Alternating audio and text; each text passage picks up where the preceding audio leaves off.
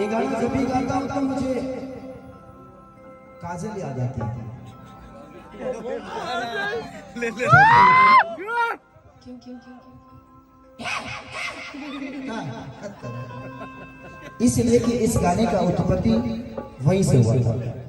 जब मैं बलम जी लव यू कर रहा था तो उसकी शादी कहीं और हो रही थी और वहीं पे एक सिचुएशन था और मैं उसके लिए गा रहा था।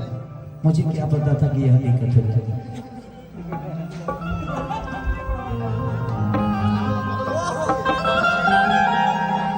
नहीं, किसी को ब्लेम नहीं लगाना चाहिए, हर चीज का समय होता है। ये आज स्टेज बना हुआ है, कल ये उजड़ जाएगा। ये लाइट लगी हुई है, कल कहीं और लगेगा। तो इसमें दोषी कोई नहीं होता, ना मैं ना आप। ये समय है, सिचुएशन है जो लोगों को एक करता है और वही सिचुएशन लोगों को अलग भी कर देता है। तो कोई दोषी नहीं होता है, वह समय कराता है और इंसान को एंजॉय करना चाहिए उस हर चीजों को।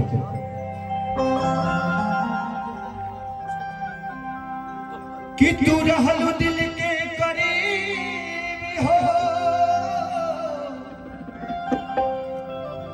कि तहरा प्यार में पड़ गइल होई छपरा के गरीब हो, कि प्यारी रहे हमारी खैलू क्रिया कसम हो, कि तोहरा सिवा देखने न केहू के हम हो, कि दिल ना गई हा,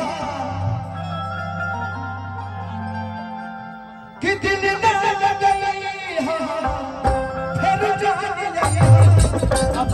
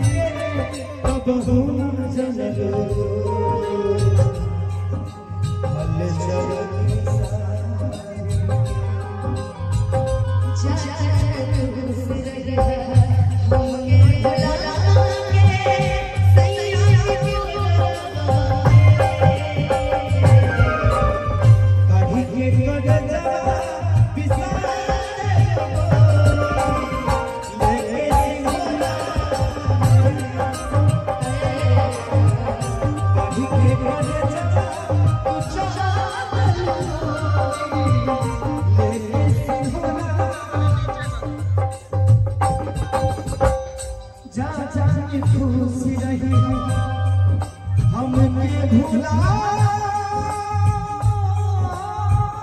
के